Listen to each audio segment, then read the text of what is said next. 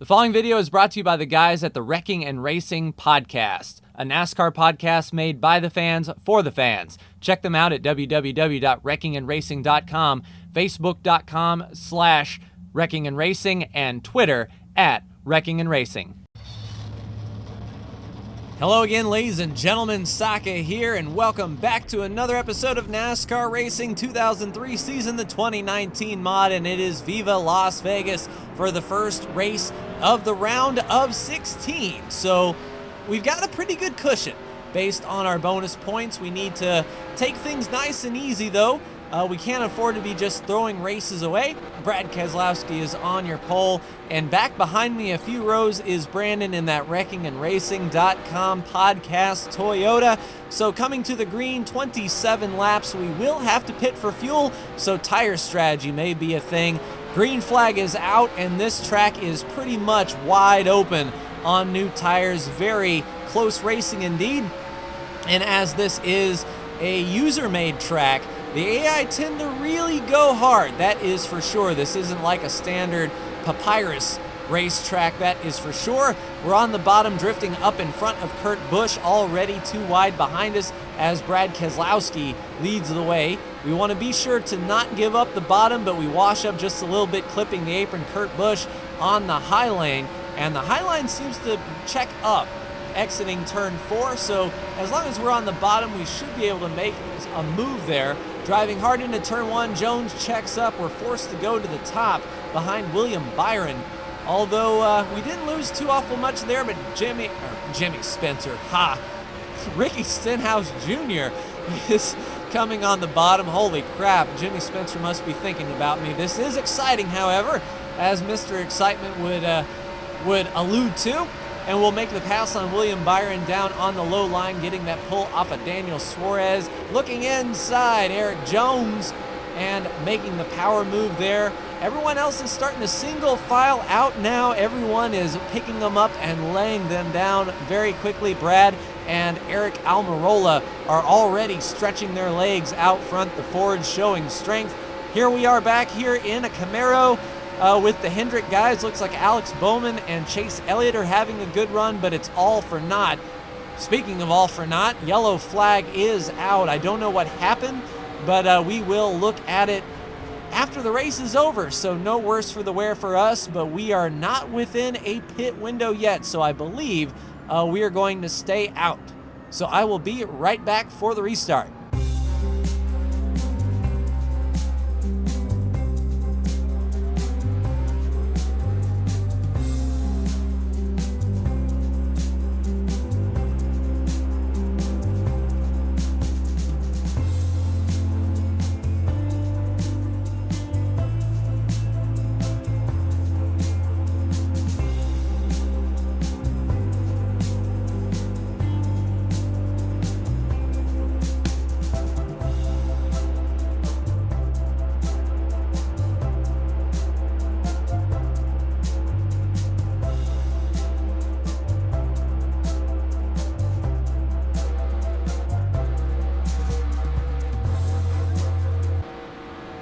Pace car getting ready to duck off of turn 4. We sit 7th behind guys that did not pit.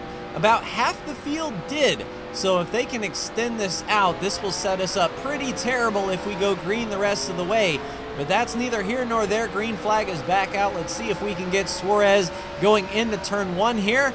We've got a decent shot at it. Everybody is single file, so not the craziness of the restart that we had on the actual start of the race. Truex down there looking low, trying to make it 3 wide as we pass the other orange car in the 41 here.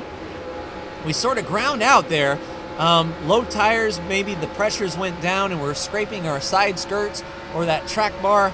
But either way, we are maintaining a head of steam and making the pass for 6th.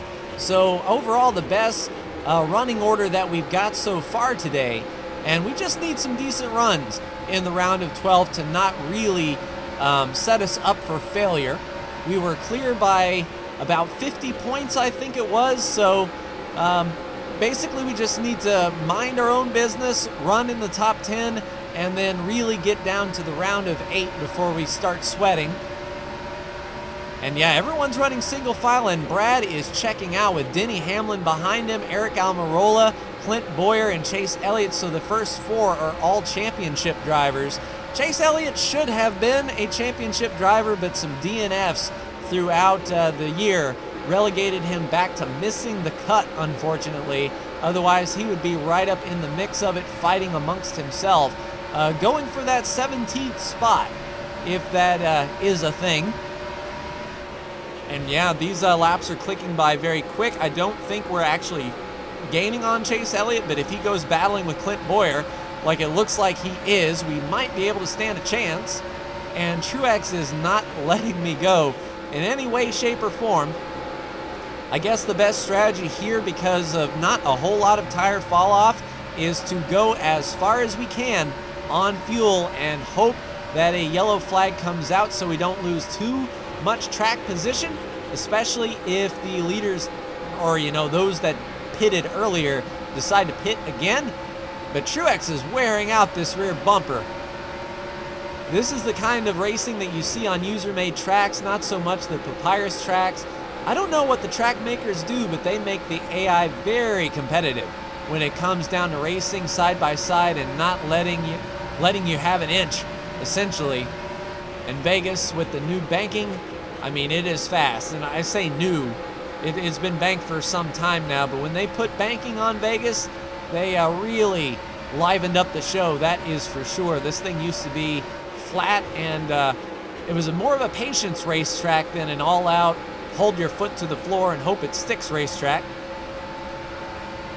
And laps going by, I can see, is that Kevin Harvick back there looking under Daniel Suarez, so the Stewart-Haas guys battling together.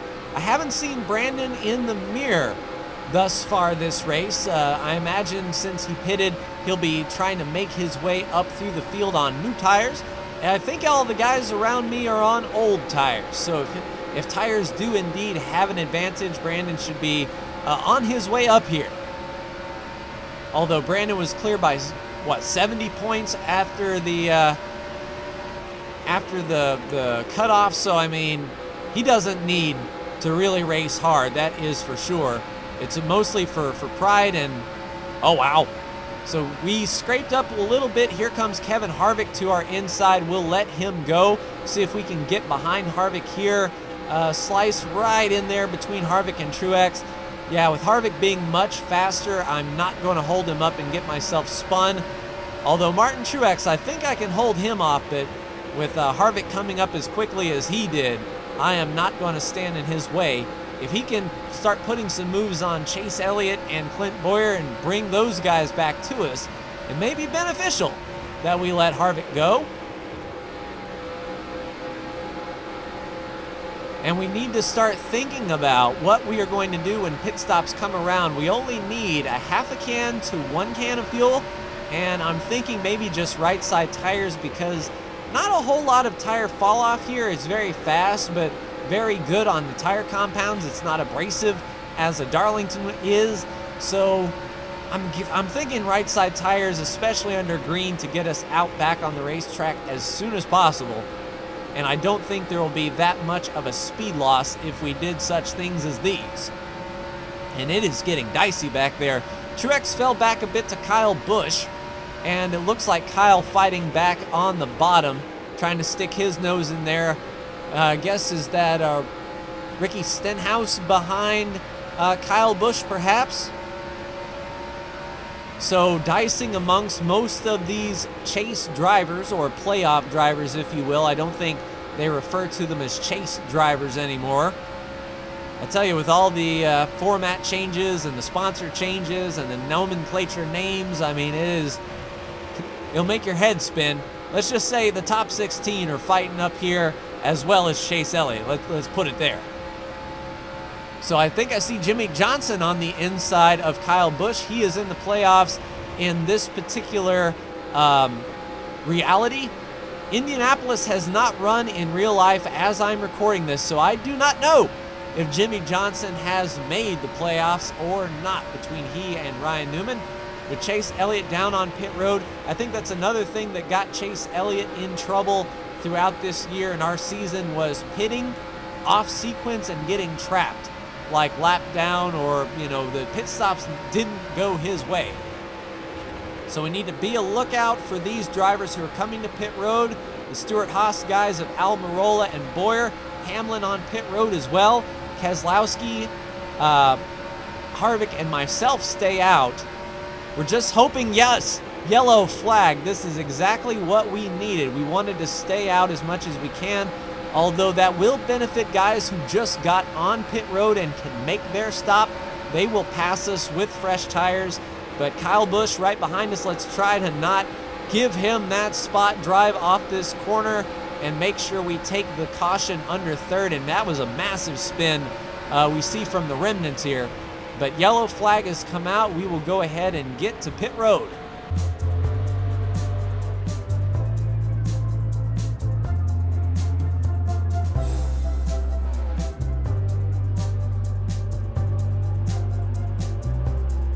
Well, I don't know what in the gravy Kevin Harvick is doing. He stayed out again, and he can't make it. I don't think he pitted on that crap, overshot just a bit.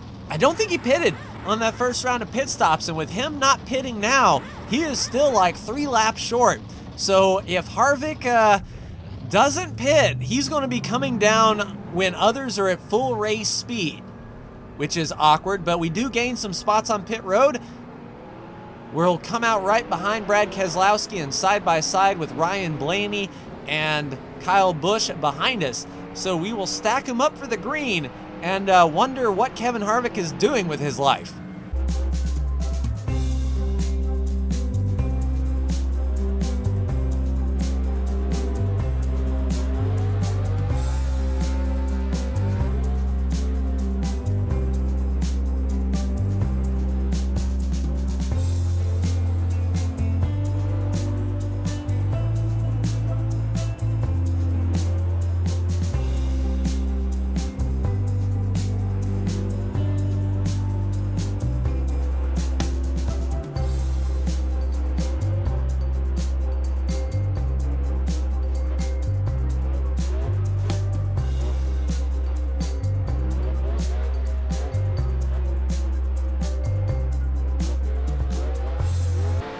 All right, ladies and gentlemen, we have quite the conundrum. Kevin Harvick is still your leader. He's right behind the pace car.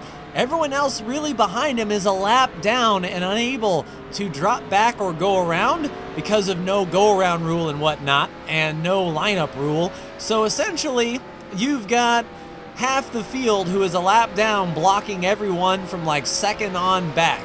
This may end up badly, especially if Kevin Harvick decides to slam on the brakes and come to pit road.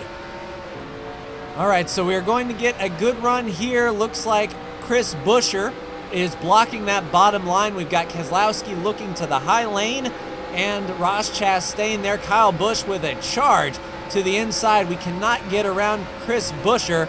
Move out of the way or I'll click your list right in the wall. All right, we'll roll that high side. There comes some to pit road. So indeed, Kevin Harvick peels off. No one checked up. But holy crap, speaking of checking up, we cannot get around this 37. We've lost several spots because of him here. We're going to finally get around him, and there's Brandon in that high line right in front of Kyle Busch.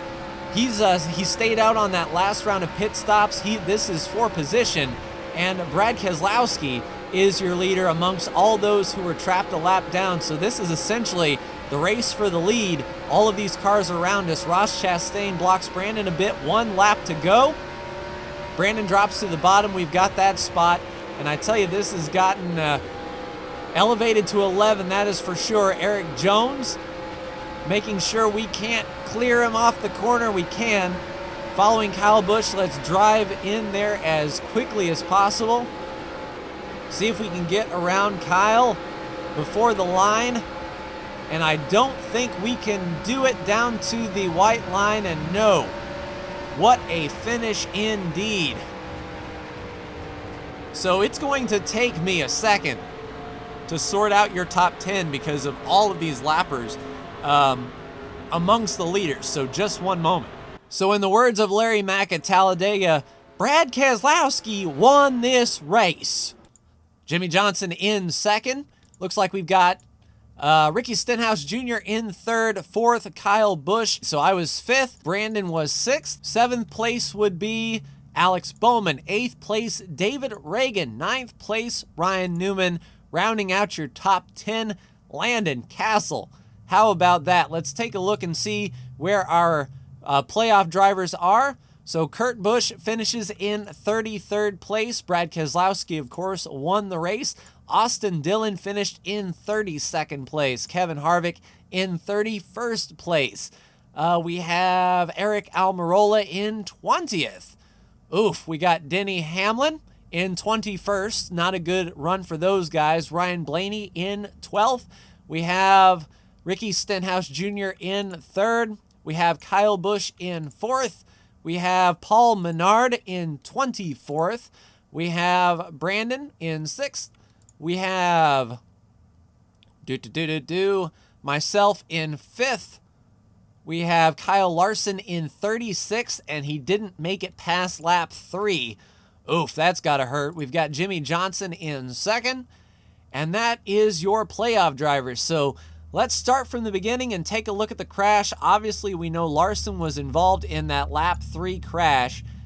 So let's take a look and see what exactly happened here to bring out that first yellow. And already, Joey Logano looked like he was in a world of hurt. There's Larson, drove right into him, and that was terminal right from the get-go. Let's see what spawned that Joey Logano trouble. So there was Brandon on the inside. Oh, and into the wall goes Joey Logano, hooks off of LaJoy, off of Castle, push him right into the wall, and there goes Larson hard. Joey Logano was able to keep going. That's a great camera angle. Thank you, NASCAR. Joey Logano looks like he was able to keep going, but unfortunately, Kyle Larson was retired after that one. And let's go ahead and take a look at the next yellow flag that came out. Green flag came out. Everything is awesome. It's not really consistent. Where's the flagman? There we go. All right, so it came out this particular lap. And unfortunately, the camera angles don't let me see when the yellow light... Oh. Is that Brandon? Do I see Brandon there? Yeah, so Brandon was involved in that one. Let's take a look and see. Oh, that's not a good camera angle, and he's looking at Jeffrey Earnhardt. So what happened here with Brandon? Oh, Ty Dillon. So Brandon up top, there's Ty Dillon. Brandon kind of in the wall a bit, and then Ty Dillon finishes him off, spinning Brandon down in the middle of the pit stop. Joey Logano gets hit again and continues on. So poor Joey, he'd had a race to forget, that is for sure. Brandon gets it back going, grabs the gear, and off he goes. And he still stayed out after that to gain his track position. So very interesting indeed. So let's take a look at the playoff grid after Las Vegas. Keselowski is locked into the round of 12. Kevin Harvick is your cutoff driver. Paul Menard is tied, but out due to the top 5 tiebreaker. Kurt Busch, Kyle Larson, and Austin Dillon are outside looking in as we go to a short track next week at Richmond. But like, share, and subscribe if you are so bold. Thank you so much for tuning in, and I'll see you next week for Richmond. Take care.